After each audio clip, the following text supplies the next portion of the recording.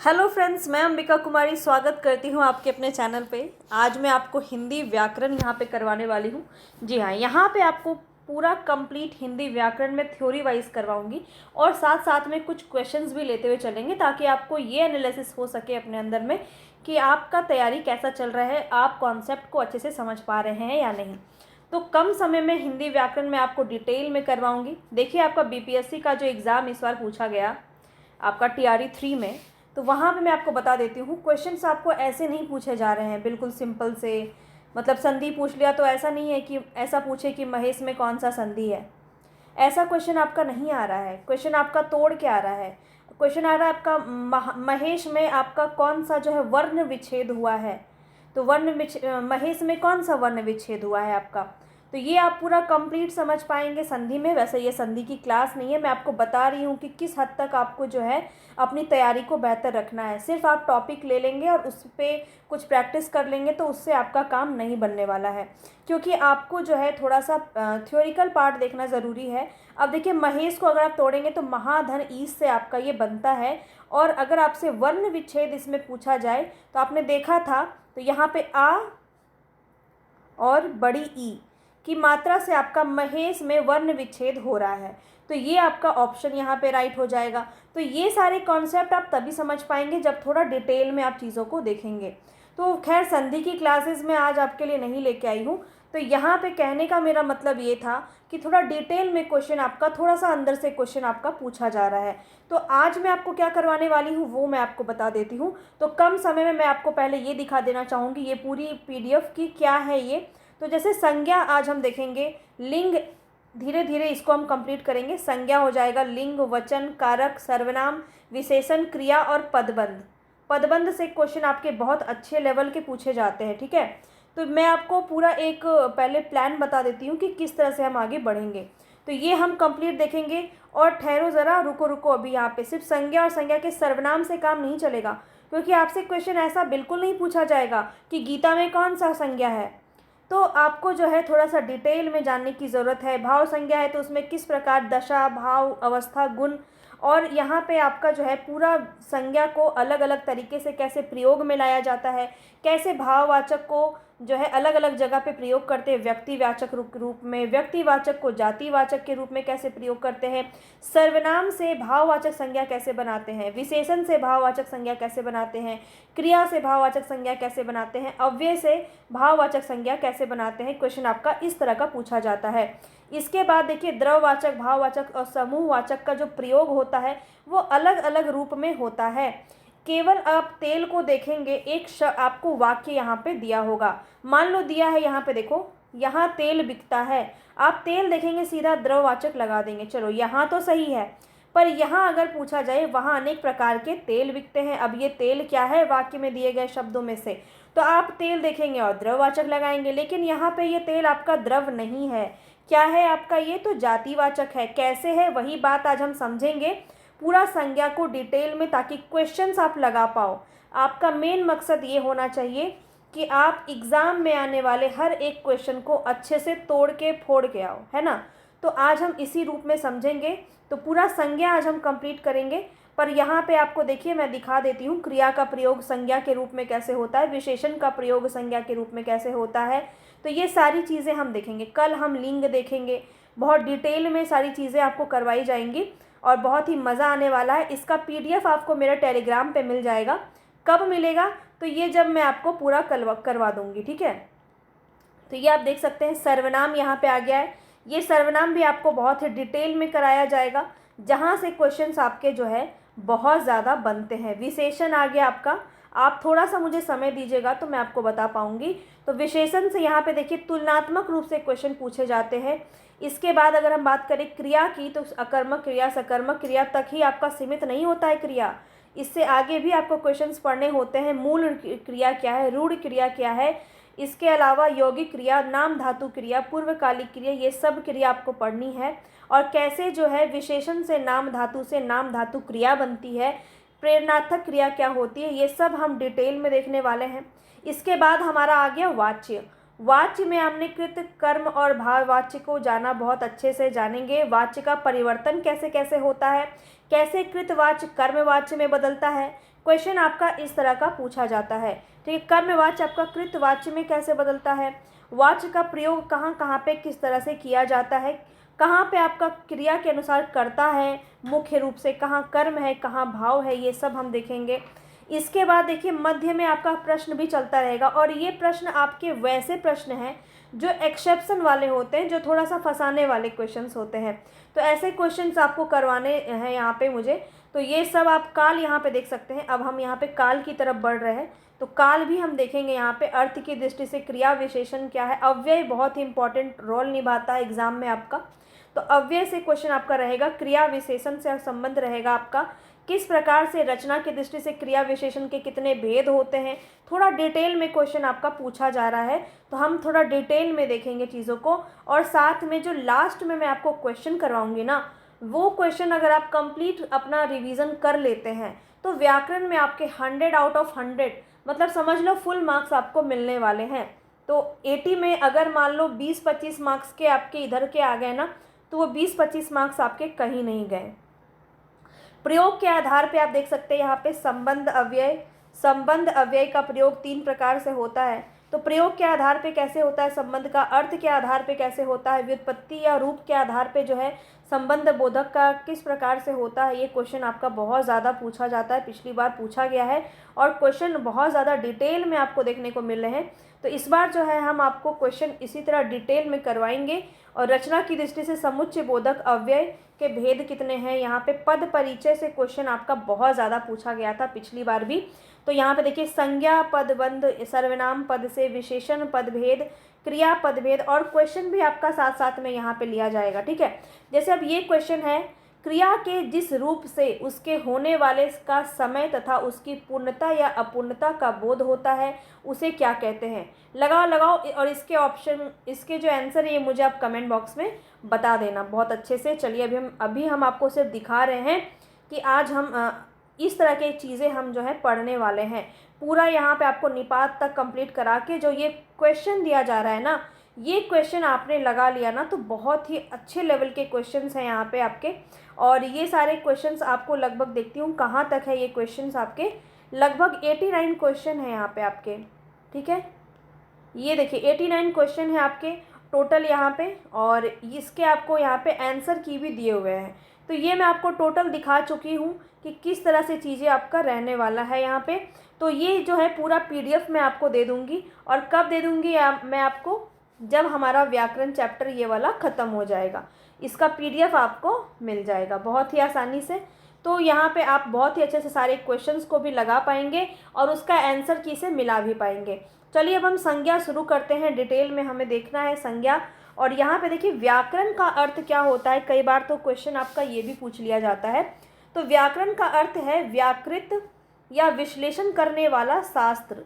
व्याकरण वह शास्त्र है जो किसी भाषा के स्वरूप को स्पष्ट करता है तथा उसे शुद्ध उच्चारित करने, लिखने और समझने की विधि बताता है। इसके द्वारा भाषा विशेष के वे नियम स्पष्ट किए जाते हैं जो शिष्ट और सुशिक्षित जनों के भाषा प्रयोग में दिखाई देते हैं। व्याकरण के अंतर्गत संज्ञा, लिंग, वचन, कारक, सर्वनाम, विशेषण, क्रिया इत्यादि का वर्णन इसमें किया गया है। विशेष रूप से जो हम लिखते हैं, बोलने के क्रम में जो नियम आता है, वहाँ से आपका ये यहाँ पे व्याकरण आपका ये कहा जाता है। अब हम संज्ञा की तरफ बढ़ते हैं। तो देखिए क्वेश्चंस आपके कैसे पूछे जा रहे हैं, हमें अपने पैटर्न के अनुसार जो है यहाँ पे तैयारी करनी है, क्योंकि अब पहले वाले घिसे पिटे क्वेश्चंस आपके देखने को नहीं मिलेंगे। परिभाषिक क्वेश्चन हो रहा है, परिभाषा से आपके एक प्रश्न आ रहे हैं। ठीक है, परिभाषिक प्रश्न आपके आ रहे हैं, चाहे वो संधि का आप ले लीजिए। संधि का आपका दिया हुआ है कि अ और आ के मेल से यदि ए बन जाता है तो वो किस संधि के अंतर्गत आता है। तो ये सब जो है आपका क्वेश्चन में आता है। तो यहाँ पे मैं आपको बता देती हूँ कि उसी सब तरह के प्रश्न हम यहाँ पे जो है समझेंगे, जो है डिटेल में यहाँ पे, क्योंकि आपको जो है बहुत ज़्यादा ज़रूरत है वो चीज़ें जानने की जो आपके एग्ज़ाम में आती है। तो देखिए संज्ञा का शाब्दिक अर्थ क्या है ये हम समझ लेते हैं। तो संज्ञा का शाब्दिक अर्थ है, एक मिनट थोड़ा सा इसको हम जूम कर लेते हैं ताकि आपको अच्छे से ये विजिबल हो। तो संज्ञा का शाब्दिक अर्थ है नाम है, सबको पता है, किसी वस्तु, व्यक्ति, जिसका अस्तित्व होता है या होने की संकल्पना की जाती है, तो वो ऐसे स्थान आदि के नाम को हम संज्ञा कहते हैं। बचपन से पढ़ते आ रहे हैं, है ना। अन्य शब्दों में अगर हम इनकी बात करें तो जिन विकारी शब्दों से किसी व्यक्ति, स्थान, प्राणी, गुण, काम, भाव इत्यादि का बोध होता है उसे हम संज्ञा कहते हैं। इस प्रकार नाम और संज्ञा समानार्थक शब्द हैं और यहाँ पे व्याकरण सब में संज्ञा शब्द ही प्रचलित है ज़्यादातर, तो समानार्थक शब्द हम यहाँ पे नहीं कहते हैं। अब हम इसके अगर प्रकार की बात करें तो सबको पता है संज्ञा के 5 प्रकार होते हैं। अब आपसे क्वेश्चन पूछ लेगा अर्थ के आधार पे बताओ संज्ञा के कितने भेद होते हैं। अब लो वहीं पे आदमी सोचना शुरू कर देगा संज्ञा अर्थ के आधार पे क्या होता है। अरे वही होता है जो आप पढ़ते आ रहे हैं, जातिवाचक संज्ञा, व्यक्तिवाचक संज्ञा, भाववाचक संज्ञा, समूहवाचक संज्ञा, द्रव्यवाचक संज्ञा। लेकिन क्वेश्चन आपसे ये नहीं पूछेगा, ये पूछ सकता है आपसे, पर यहाँ से क्वेश्चन आपका नहीं पूछेगा। क्वेश्चन आपका प्रयोग से पूछेगा कि संज्ञा का प्रयोग किस रूप में, कहाँ कहाँ, किस तरह से होता है। अब सबसे हम पहले आ जाते हैं जातिवाचक संज्ञा की तरफ। तो यहाँ पे वह संज्ञा शब्द जिनसे किसी एक ही प्रकार की अनेक वस्तुओं का बोध होता है, अर्थात वे संज्ञा शब्द जहाँ एक ही शब्द से पूरी जाति का बोध हो, उन्हें हम जातिवाचक संज्ञा कहते हैं। जैसे घर, पहाड़, नदी, शहर, पक्षी, पशु, ठीक है, कॉमन नाउन आप इंग्लिश में भी जानते होंगे। तो घर कहने से सभी तरह के घरों का, पहाड़ कहने से संसार के सभी पहाड़ों का, नदी कहने से सभी नदियों के जातिगत बोध होता है। तो ऐसी स्थिति में हम उन्हें जातिवाचक कहते हैं। तो ये तो आप जो है बहुत ही अच्छे से समझ पा रहे होंगे। कुछ हम इसमें उदाहरण देख लेते हैं। तो वस्तुओं के कुछ नाम हैं, वस्तुओं के नाम हैं लेकिन स्पेसिफिक नहीं है, ठीक है। मकान, कुर्सी, मेज, पुस्तक, कलम, चाकू। आप बोलेंगे चाकू तो वही है, कलम तो एक है, ये तो व्यक्ति में होना चाहिए। नहीं हो सकता है भाई, कलम में कौन सा कलम है, चाकू, पुस्तक कौन सी पुस्तक है ये नहीं पता है हमें। मेज, बहुत तरह की मेज होती है। कुर्सी भी आपका जो है वस्तुवाचक जो है यहाँ पे जातिवाचक के अंदर आता है। अब हम पशु पक्षियों का नाम अगर बोले यहाँ पे, तो ये तो आप कहोगे भाई पक्षी में तोता, मैना, ये तो व्यक्तिवाचक होना चाहिए। ये तो गलत बात है भाई, व्यक्तिवाचक होना चाहिए। तोता बता तो दिया, पक्षी में तोता, पक्षी का नाम में तोता। लेकिन यहाँ पे आपको याद रखना है कि पशु पक्षियों के नाम में आपका जातिवाचक होता है। बहुत ही अच्छे से इस बात को समझ लीजिए। यहाँ पे बहुत से लोग इस बात से कंफ्यूज रहते हैं कि नाम ही यहाँ पे तो बताया जा रहा है, घोड़ा, हिरन, तोता, मैना, तो यहाँ पे क्यों नहीं ये व्यक्तिवाचक हो सकता है। लेकिन नहीं हो सकता है। ये पशु पक्षी में बैल, घोड़ा यानी कि पूरी घोड़ा जाति, हिरन मतलब पूरे हिरन जाति की बात की जा रही है, तोता, मैना, मोर, बहुत तरह के मोर होते हैं पर यहाँ पे मोर की बात की जा रही है। तो ये सब पशु पक्षियों के जो नाम हैं ये आपके आ जाते हैं जातिवाचक में। अब देखिए प्रकृति के तत्वों के नाम, प्रकृति के तत्वों के नाम जैसे बिजली, वर्षा, आंधी, तूफान, भूकंप, ज्वालामुखी, ओलावृष्टि, हिमपात, ये सब आपका किसके अंदर आता है, यहाँ पे जातिवाचक के अंदर आता है। तो ये सब क्वेश्चन में आपसे पूछा जा सकता है। ये नहीं पूछेगा आपसे कि बताओ नदी में कौन सा संज्ञा है। सभी को पता है नदी बहुत पुरानी हो गई है ना, नदी से क्वेश्चन नहीं पूछेगा आपको, यहाँ से क्वेश्चन पूछ सकता है। अब देखिए सगे संबंधी जो होते हैं, संबंधी, व्यवसाय, पदों के जो नाम होते हैं, कार्यों के जो नाम होते हैं, वो सब भी आपके जातिवाचक के अंदर आता है। जैसे भाई, माँ, डॉक्टर, वकील, व्यवसाय का नाम है मंत्री, अध्यक्ष, किसान, अध्यापक, मजदूर, तो ये सब भी आपका किसके अंदर आ जाएगा, जातिवाचक के अंदर आ जाएगा। तो अब आप समझ गए होंगे बहुत ही अच्छे से जातिवाचक को। पूरा डिटेल नोट्स भी बना सकते हैं, वैसे मैं आपको इसकी PDF दे दूंगी तो आप उससे भी आराम से पढ़ पाइएगा। PDF आपको कहाँ मिलेगा, तो मेरे टेलीग्राम पे मिल जाएगा। टेलीग्राम की लिंक आपको मिल जाएगी मेरे डिस्क्रिप्शन बॉक्स में, तो वहाँ से जाके आप विज़िट कर सकते हैं। वहाँ पे आपको बहुत सारी चीज़ें आपको PDF मिलती है वहाँ पे, तो आप जाके वहाँ से पढ़ सकते हैं बहुत ही अच्छे से। अब हम व्यक्तिवाचक की तरफ बढ़ रहे हैं। तो ये तो छोटी छोटी चीज़ें हैं जो आप सबको ऑलरेडी पता है, पर हम यहाँ पे इसको भी देखेंगे, इसको भी हम इग्नोर नहीं कर सकते हैं। छोटी छोटी चीज़ों से भी क्वेश्चन गलत हो जाता है, तो आपको ये चीज़ जानना बहुत ज़्यादा ज़रूरी है। जिन संज्ञा शब्दों से किसी एक वस्तु, व्यक्ति, स्थान इत्यादि का बोध होता है, किसी एक ही वस्तु, एक ही व्यक्ति और एक ही स्थान का बोध होता है, उसे हम व्यक्तिवाचक कहते हैं। अब देखो वहाँ भी जो है यहाँ पे व्यक्तियों के नाम बोले जा रहे हैं, राम, कृष्ण, गौतम बुद्ध, हनुमान, ईसा मसीह।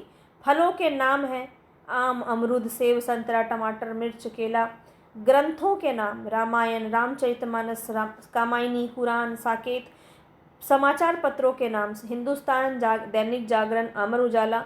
नदियों के नाम गंगा, ब्रह्मपुत्र, यमुना, कावेरी, कृष्णा। तो ये सब जो नदियां हैं ये सब आपका व्यक्तिवाचक के अंदर आएगा। अब यहाँ पे थोड़ा सा ये हो जाता है कि जातिवाचक और व्यक्तिवाचक में अंतर क्या है। तो अंतर ये आप कैसे निकालेंगे, तो मान लीजिए आपने यहाँ पे दिया है कवि, तो आप पूछेंगे ना कौन सा कवि, आप खुद से क्वेश्चन कीजिएगा कौन सा कवि, आंसर आ रहा है क्या, नहीं आ रहा है, सिर्फ कवि है, तो यहाँ पे ये जातिवाचक के अंदर आ जाएगा। संपूर्ण कवि के बारे में यहाँ पे बात की जा रही है और यहाँ लिखा है सूरदास। कौन सा कवि है ये, सूरदास है, तो ये व्यक्तिवाचक है, इसको डिस्क्राइब कर पा रहा है कवि को, तो यहाँ पे आपका जो है सूरदास आपका व्यक्तिवाचक में आ जाएगा। अब यहाँ नाम दिया स्त्री, स्त्री कौन सी स्त्री, क्या नाम है स्त्री का, कोई आंसर नहीं आ रहा, सिर्फ स्त्री लिखा है, तो क्या हो जाएगा, जातिवाचक हो जाएगा। स्त्री बोला तो कौन सी स्त्री, राधा, आंसर मिल गया ना आपको, तो ये हो जाएगा व्यक्तिवाचक। डिस्क्राइब हो गया, नदी, कौन सी नदी, नदी लिखा है सिर्फ, कुछ डिस्क्राइब नहीं हो रहा है, तो ये आपका जातिवाचक में चला जाएगा। नदी में कौन सी नदी, तो यमुना नदी, यमुना नदी आपका व्यक्तिवाचक में आ जाएगा। नगर, नगर में कौन सा नगर नहीं पता, मुंबई बता दिया तो क्या हो जाएगा, व्यक्तिवाचक। समझ गए अब आप। तो यहाँ पे जो डिस्क्राइब हो गया वो व्यक्तिवाचक, जो डिस्क्राइब नहीं कर पा रहा वो जातिवाचक। क्वेश्चन खुद से पूछते रहिएगा, आपको आंसर अपने आप मिल जाएगा। अब हम चलते हैं भाववाचक की तरफ। तो भाववाचक में क्या होता है, जिन संज्ञा शब्दों से किसी वस्तु के गुण, दशा, भाव या अवस्था का बोध होता है। ये जो आपको एग्जाम परिभाषा लिखी जा रही है ना, ये परिभाषा भी आपको नोट करना है या इसको भी आपको ध्यान से समझना है, क्योंकि आपसे परिभाषा से प्रश्न पूछा जाता है आजकल, ठीक है। तो परिभाषा को बहुत ही अच्छे से ध्यान देंगे। गुण के अर्थ में सुंदरता, कुशाग्रता, बुद्धिमता, यहाँ पे आप किसी के गुण की बात कर रहे हैं, ये कुशाग्र है, बुद्धिमता है इसके अंदर है, सुंदरता है, सुंदरता, ये सब आपका क्या है, भाववाचक है। अवस्था में बात करें तो जवानी, बचपन, बुढ़ापा, है ना। दशा की बात करें तो उन्नति, अवनति, चढ़ाई, ढलान, ये सब दशा है। और भाव के बात करें तो मित्रता, शत्रुता, कृपणता, ममता, लाज, ये सब आपका जो भाव है ना वो इसके अंदर आ जाएगा भाववाचक के अंदर। तो ये तो बहुत ही इजी था, समझ में आ गया आपको, ठीक है। आगे देखिए, अब आपका थोड़ा कहानी यहाँ से थोड़ा शुरू होता है। तो इन शब्दों से भाव विशेष का बोध होता है, अतः इसे हम भाववाचक संज्ञा शब्द कहते हैं। भाववाचक संज्ञाएं मुख्यतः दो प्रकार की होती है। अब देखो भाववाचक में आपसे अगर पूछ लिया जाए कि कितने प्रकार की होती है भाववाचक संज्ञा, तो बस ये क्या था, आधे लोग तो समझ ही नहीं पाएंगे। तो आपको समझना है कि स्वतंत्र भाववाचक संज्ञा होता है और एक परतंत्र भाववाचक संज्ञा होता है। स्वतंत्र भाववाचक संज्ञा जो है उसमें ईर्ष्या, द्वेष, सुख, दुख, लोभ इत्यादि स्वतंत्र भाववाचक संज्ञा के उदाहरण हैं और इन्हें वाक्यों में स्वतंत्र रूप से प्रयोग किया जाता है। लेकिन अब कुछ ऐसे होते हैं परतंत्र, यानी कि मान लो लिखा है अपना, तो अपना में जोड़ना है, हमें प्रत्यय लगाना है, तो अपनत्व, ये वाला जो है, तो ये वाला आपका क्या हो गया, परतंत्रवाचक है, ठीक है। परतंत्र कुछ भाववाचक संज्ञाओं का निर्माण जातिवाचक संज्ञा, व्यक्तिवाचक संज्ञा, सर्वनाम, विशेषण, क्रिया, अव्यय, ये सब से मिल के होता है, ठीक है। तो अब आप समझ रहे हैं जो हमारा जो प्रयोग होता है संज्ञा में, सर्वनाम के रूप में, विशेषण के रूप में, क्रिया के रूप में, अव्यय के रूप में, तो वो सब में जब हम आव, अन, ई, ता, तव, पन, ये सब अपनापन हो गया, उतार, चढ़ाव, ये सब हो गया। अन जोड़ते हैं जैसे कि अपनापन, है ना, पन में अन जोड़ दिए। अब ई किस में जोड़ेंगे, मान लो कि है जैसे यहाँ पे देखो लिखा है लिखा, अब इसमें धन लगा दिया ई, तो लिखाई हो गया। ये लिखाई क्या हो गया, संज्ञा हो गया। तो कैसे, लिखना तो एक क्रिया है, लेकिन इसको हम कैसे संज्ञा के रूप में प्रयोग करेंगे, तो ई प्रत्यय लगा के हम इसमें संज्ञा के रूप में इसको प्रयोग कर सकते हैं। इस तरह से ये सारे जो प्रत्यय दिए हुए हैं इसको जोड़कर जो हम शब्द बनाते हैं वो आपका परतंत्र भाववाचक संज्ञा कहलाता है। अब आप समझ गए दोनों ही। चलिए आगे देखते हैं। अभी देखिए भाववाचक संज्ञाओं का विशिष्ट परिवर्तन जो होता है अनेक अनेक रूपों में, वो हम देख लेते हैं। तो देखिए जातिवाचक संज्ञा से भाववाचक संज्ञा कैसे बनता है। अब मनुष्य क्या है, एक जातिवाचक है, लेकिन इसमें हम प्रत्यय जोड़ते हैं मनुष्यता, मनुष्यता, या फिर तव्य जोड़ते हैं मनुष्यत्व, नारित्व, है ना, नारित्व, पुरुषत्व, लड़का का लड़का लड़कपन, ठीक है, लड़कपन। तो ये सारे जो जातिवाचक हैं यहाँ पे भाववाचक में जुड़ते हैं। अब देखिए व्यक्तिवाचक संज्ञा कुछ होते हैं जो भाववाचक में जुड़ते हैं, वो कैसे होगा। तो व्यक्तिवाचक से आपको पता है, आप व्यक्तिवाचक को आराम से देख के पहचान जाएंगे। कोई भी जो है डिस्क्राइब कर रहा है, अगर नाम को डिस्क्राइब कर रहा है, ये राम है। अब राम में हम अगर रामत्व, यानी कि रामत्व का मतलब क्या हो गया, ऐसा व्यक्ति जो बहुत शील गुण वाला हो, जो बहुत शांत हो, जो यशस्वी हो, वहाँ उसको हम रामत्व से तुलना कर देते हैं कि इनके अंदर तो रामत्व वाला गुण है। तो वहाँ पे देखिए आपका भाववाचक आ जाता है। तो उसी तरह रावण का रावणत्व हो गया, शिव का शिवत्व हो गया, गुरु का गुरुत्व हो गया। तो ये सब देखिए व्यक्तिवाचक है, और ये व्यक्तिवाचक का भी भाववाचक इस तरह से बन गया। तो इस तरह से क्वेश्चन आपसे पूछा जा सकता है। अगर संज्ञा से क्वेश्चन आएगा तो इस तरह से क्वेश्चन आपका पूछा जाएगा। अब देखिए सर्वनाम से भी भाववाचक संज्ञा बनता है। कैसे बनता है, जैसे मान लीजिए अपना का अपनापन हो गया, अपनत्व हो गया, अहम से अहंकार हो गया, मम से ममनत्व हो गया, ममता हो गया, निज से निजत्व हो गया। तो ये सब आपका सर्वनाम से हो गया। तो ये तो आप जान ही रहे हैं कि ये सारे सर्वनाम शब्द हैं, है ना, और इससे हमारा भाववाचक संज्ञा बना।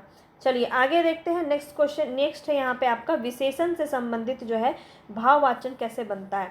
विशेषण है देखिए कठोर, चौड़ा, वीर। अब देखिए यहाँ पे ता उपसर्ग बोल रही हूँ, प्रत्यय लगा के इसको भाववाचक बनाया जा सकता है। कठोर से कठोरता, चौड़ा से चौड़ाई, वीर से वीरता या वीरत्व, सुंदर से सुंदरता या सौंदर्य।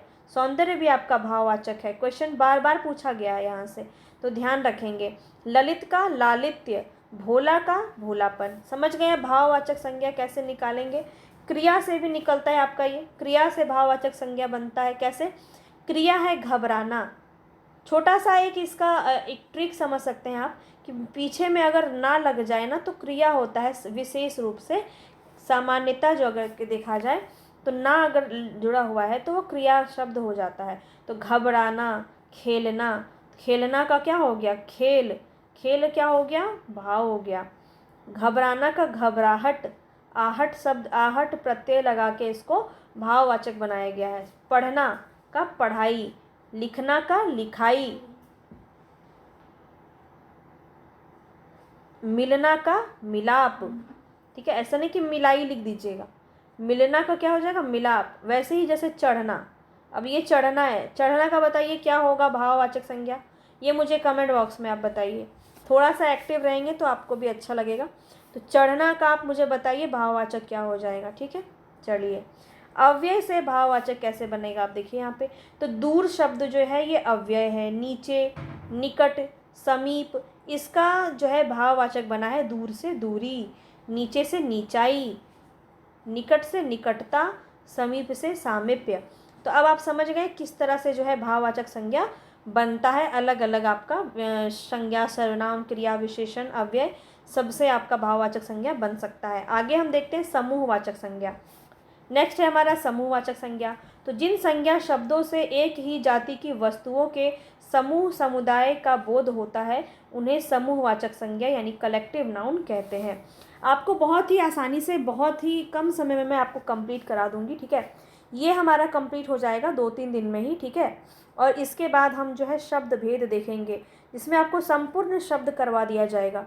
तत्सम, तद्भव, उपसर्ग, प्रत्यय, जितना भी होता है ना सारा कुछ हम देख लेंगे उसमें शब्द भेद में। इसके बाद मैं आपको संधि समास ऑलरेडी मैं वैसे करा चुकी हूँ, पर मैं थोड़ा सा थ्योरी के साथ आपको लेके चल रही हूँ ताकि आपको जो है ना क्वेश्चन प्रैक्टिस भी आप इसका कर पाएँ। थ्योरी प्लस क्वेश्चन प्रैक्टिस बहुत ही मज़े तरीके से। तो पूरा MCQ क्वेश्चन आपको जो नीचे दिया हुआ रहता है ना, ये मैं आपको PDF दूंगी, वहाँ से आप इसकी प्रैक्टिस कर लोगे। ठीक है, तो यहाँ पे देखिए समूह में अगर हम बात करें तो इसका उदाहरण देख लेते हैं। व्यक्तियों के समूह को, जैसे कि कक्षा, कक्षा में बहुत सारे बच्चे होते हैं, बच्चों का समूह होता है कक्षा में। सेना, समूह अपने आप में एक समूहवाचक संज्ञा है। संघ, टुकड़ी, गिरोह, दल, वर्ग, टीम, समिति, परिवार, सभा। अब आप ये देखिए कि ये सारे ही शब्द में आपको प्रतीत होगा कि यहाँ पे एक से ज़्यादा की बात की जा रही है, तो वहाँ पे समूह बन जाता है। वस्तुओं का भी समूह होता है, जैसे कुंज, ढेर, गट्ठर, गुच्छा, ताश, टी सेट, ठीक है। तो ये टी सेट में भी आपका 4 का टी सेट आता है, 6 का आता है ना, तो वो भी समूह में होता है। ये सारी चीज़ें आपको समूह की तरफ लेके जा रही है, तो वहाँ समूहवाचक हो जाएगा। तो ये तो बहुत ज़्यादा इजी था, इसमें कुछ खास नहीं पूछा जाता है। आगे देखते हैं, जहाँ पे आपको एक्सेप्शन होगा वहाँ पे हम वो भी दिखाएंगे। तो द्रव्यवाचक संज्ञा में बताना है आपको, जिन संज्ञा शब्दों से किसी ऐसे पदार्थ सामग्री का द्रव का बोध होता है। अब आपको आगे मैं ये भी दिखाने वाली हूँ कि कैसे द्रव में आपका भाव बन जाता है। नाम आपका द्रव का ही है, मतलब घी ही है, तेल ही है। तेल देखेंगे और सीधा द्रव नहीं लगाएंगे, आपको दिमाग भी लगाना पड़ेगा। तो कैसे लगाएंगे अभी हम इसको देखेंगे। तो देखिए, द्रव्यवाचक संज्ञा, इसमें क्या होगा, जिन संज्ञा शब्दों से किसी ऐसे पदार्थ सामग्री या द्रव्य का बोध होता है जिसे हम नाप तौल सकते हैं लेकिन गिन नहीं सकते, उन्हें द्रव्यवाचक संज्ञा कहते हैं। जैसे कि आपका मटेरियल नाउन होता है इंग्लिश में। तो देखिए, जिसको हम गिन नहीं सकते, तो इससे भी आप समझ सकते हैं। तो धातु यानी ठोस के नाम होते हैं, सोना, चांदी, तांबा, लोहा, पीतल, है ना। पदार्थों के नाम, दूध, दही, घी, तेल, पानी, बचपन से पढ़ते आए हैं, पता है ना। गैसीय पदार्थ होते हैं, हाइड्रोजन, ऑक्सीजन, धुआं। तो ये सब आपके क्या हैं, द्रव्यवाचक हैं। तो आगे देखते हैं, आगे अब क्या है, प्रयोग। अब देखो यहाँ पे क्या है, संज्ञाओं का विभिन्न विभिन्न प्रयोग हुआ है, उस प्रयोग को आपको देखना बहुत ज़रूरी है। क्वेश्चन आपका यहाँ से बनाएगा, जातिवाचक संज्ञा का व्यक्तिवाचक संज्ञा के रूप में प्रयोग कैसे होगा। अब देखिए, जब कोई व्यक्ति जातिवाचक संज्ञा किसी विशेष व्यक्ति के लिए प्रयुक्त हो, तब जातिवाचक संज्ञा होते हुए भी वह व्यक्तिवाचक संज्ञा बन जाता है। कैसे बन जाता है, तो देखिए, पंडित जी देश के लिए कई बार जेल गए। पंडित जी देश के लिए कई बार जेल गए। गांधी जी ने देश के लिए अपना तन मन धन लगा दिया। अब यहाँ पे देखिए, पंडित जी और गांधी जी क्या है, एक जातिवाचक है। पंडित जी नाम थोड़ी है, पंडित तो एक, पंडित जी बहुत सारे पंडित आ गए ना उसमें, गांधी बहुत सारा गांधी परिवार होगा। तो गांधी जी और पंडित जी जो है यहाँ पे जातिवाचक शब्द होते हुए भी व्यक्ति विशेष अर्थात पंडित जवाहरलाल नेहरू और महात्मा गांधी के लिए प्रयुक्त हुए हैं, और अतः ये दोनों शब्द यहाँ पे व्यक्तिवाचक हो गए हैं। अब आपसे अगर पूछ लिया जाए ना यहाँ पे कि गांधी जी ने देश के लिए आज़ादी की लड़ाई लड़ी, तो अब गांधी जी आप देखेंगे और आपको जो है यहाँ पे जातिवाचक नहीं लगाना है, तो यहाँ पे आपको क्या लगाना है, व्यक्तिवाचक लगाना है, ठीक है। गांधी जी सिर्फ यहाँ पे महात्मा गांधी के बारे में बात कर रहा है। आगे देख लेते हैं, नेक्स्ट है यहाँ पे व्यक्तिवाचक संज्ञा का जातिवाचक के रूप में प्रयोग। तो ये आपका कैसे होता है, तो व्यक्तिवाचक संज्ञा का प्रयोग सदा एक वचन में होता है। तो आपको पता ही है कि एक ही वहाँ पे व्यक्ति होना चाहिए, ठीक है। परंतु जब कोई व्यक्ति संज्ञा किसी व्यक्ति विशेष का बोध ना कराकर उस व्यक्ति के गुण दोषों वाले व्यक्तियों का बोध कराता है, तो उसको हम जातिवाचक के अंदर रखते हैं। अब वो कैसे होगा, तो देखिए, हरिश्चंद्र, राजा हरिश्चंद्र जो है वो एक ही थे, उनका नाम हरिश्चंद्र था, ये एक व्यक्तिवाचक है। लेकिन यहाँ पे बोला जा रहा है कलयुग में हरिश्चंद्रों की कमी नहीं है। यहाँ पे सभी मतलब इतना सत्य बोल रहे हैं, जैसे बोलते हैं मैं तो झूठ नहीं बोलता कभी, हाँ हाँ तुम तो हरिश्चंद्र की पैदाइश हो, बोलते हैं ना। तो हरिश्चंद्र, यहाँ पे हरिश्चंद्र, राजा हरिश्चंद्र की बात नहीं हो रही है, यहाँ पे उनके गुणों की बात हो रही है कि हरिश्चंद्र जी जो सत्य बोलते थे, यहाँ पे कलयुग में भी सारे सत्य बोलने वाले की कमी नहीं है। तो यहाँ पे आपका क्या हो रहा है, देखिए यहाँ लिखा भी है, यहाँ हरिश्चंद्र व्यक्तिवाचक संज्ञा उसके सत्य और निष्ठा के गुण को प्रकट करने से जातिवाचक संज्ञा बन जाता है। तो यहाँ पे आप नाम देखते ही व्यक्तिवाचक नहीं लगाएंगे, शब्द को ध्यान से पढ़ना है, वाक्य को ध्यान से पढ़ना है, और उसी हिसाब से आप अपना आंसर बनाएंगे। हमें भारत में जय चंदों पर कड़ी नज़र रखनी है।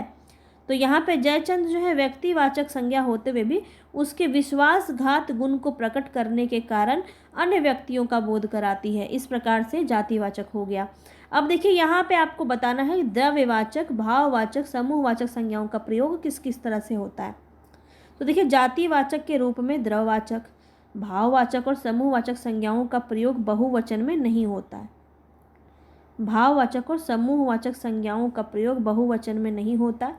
इसका कारण यह है कि जब उन्हें बहुवचन के रूप में प्रयोग करते हैं तो ये सभी जातिवाचक संज्ञा में परिवर्तित हो जाता है। कैसे? तो यहाँ लिखा है यहाँ तेल बिकता है, तो यहाँ तेल बिकता है ये एक वचन में प्रयोग हो रहा है, सिर्फ तेल ही बिकता है ना। तो यहाँ पे देखिए उदाहरण में तेल का एक वचन में प्रयोग किया गया है, इसलिए ये द्रव्यवाचक संज्ञा है। तो सिर्फ तेल देख के आपको द्रव्यवाचक नहीं लगाना है, गलत हो जाएगा। अभी यहाँ पे आपका देखिए सिर्फ तेल की बात की जा रही है, एक वचन में बात हो रहा है। तो संज्ञा को समझने के लिए आपको एक वचन बहुवचन भी आना ज़रूरी है। अब यहाँ लिखा है वहाँ अनेक प्रकार के तेल बिकते हैं। तो अब अनेक प्रकार के तेल बिकते हैं मतलब वो सरसों के तेल भी हो सकते हैं, नारियल के तेल भी हो सकते हैं, बहुत तरह के तेल हो सकते हैं, जड़ी बूटियों के तेल हो सकते हैं। तो यहाँ पे बहुवचन की बात की जा रही है, तो यहाँ पे वो तेल जो है, ये तेल शब्द आपका जातिवाचक के अंदर आ जाएगा। अब आप इसको बेहतर समझ पा रहे होंगे। राहुल की चोरी पकड़ी गई, राहुल की चोरी पकड़ी गई, किसकी चोरी? सिर्फ राहुल की चोरी पकड़ी गई, एक वचन की प्रयोग यहाँ पे की गई है। तो यहाँ पे क्या है? ये भाववाचक संज्ञा है। देखिए चोरी क्या है? एक भाववाचक संज्ञा है। लेकिन अब यहाँ पे लिखा है कि दिल्ली के वसंत कुंज में कई चोरियाँ हुई, यहाँ पे बहुत सारी चोरियाँ हो गई, तो ये चोरियाँ क्या हो गई? जातिवाचक हो गई, है ना। अब यहाँ देखिए एक और एग्जाम्पल है, अब आप इसको बेहतर समझ पा रहे होंगे। सेना युद्ध के लिए तैयार है, सेना युद्ध के लिए तैयार है, तो यहाँ पे आपका एक वचन में प्रयोग हो रहा है, सेना जो है वो युद्ध के लिए तैयार है। तो समूहवाचक के अंदर ये आ जाएगा जो आता है नॉर्मली, है ना। सेना आपका किसके अंदर आता है? समूहवाचक के अंदर आता है। लेकिन अगर यहाँ पे बोल दिया सेनाओं में भयंकर युद्ध हुआ या सेनाओं में जोश का माहौल है, तो सभी सेनाओं की बात की जा रही है यहाँ पे, तो यहाँ बहुवचन का प्रयोग हो रहा है, इसलिए यहाँ पे जातिवाचक संज्ञा हो जाएगा। अब आप इसको बेहतर समझ पा रहे होंगे अच्छे से। कमेंट बॉक्स में ज़रूर बताइएगा कि आपको कैसा लग रहा है, समझ में आ रहा है या नहीं, और इसको कंटिन्यू रखना है मुझे कि नहीं, ठीक है। कि आपको मुझे भी अपनी एनर्जी फिर वेस्ट नहीं करनी है। अगर आपको समझ में ना आए तो आप मुझे ज़रूर बताइएगा इस बारे में। चलिए, विशेषण का प्रयोग संज्ञा के रूप में देखिए कैसे होता है। तो जहाँ विशेषण के साथ विशेष का अभाव हो, देखिए ये जो है ना, भाषा कईयों को समझ नहीं आती और यहीं से आपका क्वेश्चन पूछा जाता है और हो जाता है गलत। तो आपको बहुत अच्छे से समझना है, विशेषण के साथ विशेष का अभाव हो तब उस विशेषण का प्रयोग संज्ञा के रूप में किया जाता है। अब अभाव कैसे होगा? तो यहाँ देखिए, राम बहुत अमीर है, राम क्या है? विशेष्य है, और अमीर क्या है? विशेषण है। तो यहाँ पे क्या है? ये सिंपल आपको दिख रहा है। और यहाँ पे क्या दिखा है? गरीबों की सहायता करो। जातिवाचक संज्ञा है क्या है यहाँ पे? गरीबों, ठीक है। गरीब तो वैसे आपका विशेषण हो जाता, पर यहाँ तो पूरे गरीब जाति की बात की जा रही है, जितने भी गरीब हैं तो उन सब की बात की जा रही है। तो गरीबों की सहायता करो में क्या हो जाएगा? जातिवाचक संज्ञा हो जाएगा, ठीक है। आगे देखिए यहाँ पे क्रिया का प्रयोग संज्ञा के रूप में कैसे होता है। ये देखिए अलग चीज़ है, जो क्रिया का हमने भाववाचक बनाया वो अलग था, यहाँ पे अलग बात किया जा रहा है, तो इसको ध्यान से समझेंगे। क्रिया का प्रयोग संज्ञा के रूप में कैसे होता है? जब किसी क्रिया का प्रयोग वाक्य में संज्ञा के स्थान पर हो तो वह क्रियार्थक संज्ञा कहलाती है। ये आपका एग्जाम में पूछा जाता है और पूछा भी गया है, तो ध्यान रखेंगे, ये आपका बहुत ही इम्पॉर्टेंट है। तो जब क्रिया का प्रयोग संज्ञा के स्थान पर किया जाता है तो उसे कौन सी क्रिया कहते हैं? क्वेश्चन आपका पूछा जा सकता है, तो उसे हम क्रियार्थक संज्ञा कहते हैं। कैसे? तो देखिए जैसे आपने इंग्लिश में पढ़ा होगा ना कि जब आपका जो वर्ब है वो आपका जब सब्जेक्ट के रूप में आता है तो वो आपका जो है वो आपका सब्जेक्टिव बन जाता है। वो उसी तरह से आपका यहाँ पे भी ये काम करता है। जैसे हंसना सेहत के लिए लाभकारी है। अब हंसना तो क्या है? क्रिया है, लेकिन यहाँ पे हंसना जो है वो सब्जेक्ट की तरह काम कर रहा है, संज्ञा की तरह काम कर रहा है यहाँ पे।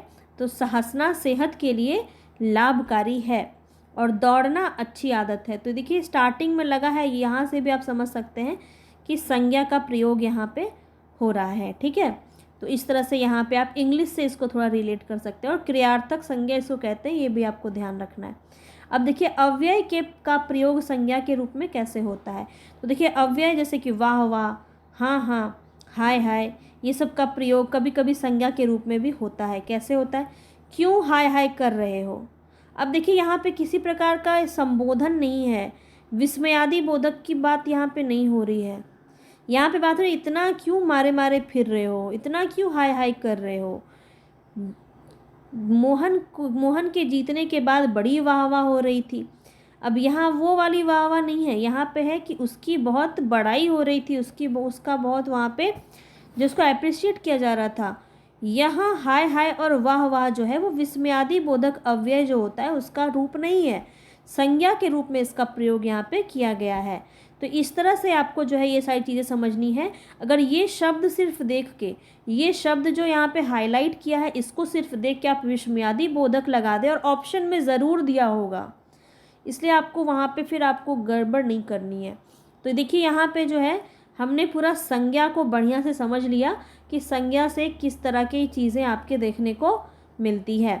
अब देखिए ये जो लिंग है ये हम कल करेंगे, लिंग और वचन हम कल करेंगे, बहुत ही अच्छे से हर एक चीज़ को समझेंगे कि लिंग में क्या क्या चीज़ें होती, क्या है अक्रांत, क्या है आक्रांत, ईक्रांत, सब समझेंगे। अब प्रत्यय लगा के कैसे हम लिंग को बनाते हैं और क्या क्या इसके पहचान के तरीके हैं। ठीक है, कौन कौन से एक्सेप्शन है जहाँ से आपके क्वेश्चन पूछे जाते हैं, लिंग बहुत अच्छे से कल समझेंगे। और वचन भी हम कल ही कंप्लीट करेंगे, 2-3 दिन में इसको कंप्लीट कर लेंगे, तो चिंता मत कीजिएगा, ऐसा नहीं कि बहुत ज़्यादा समय लगने वाला है इसमें।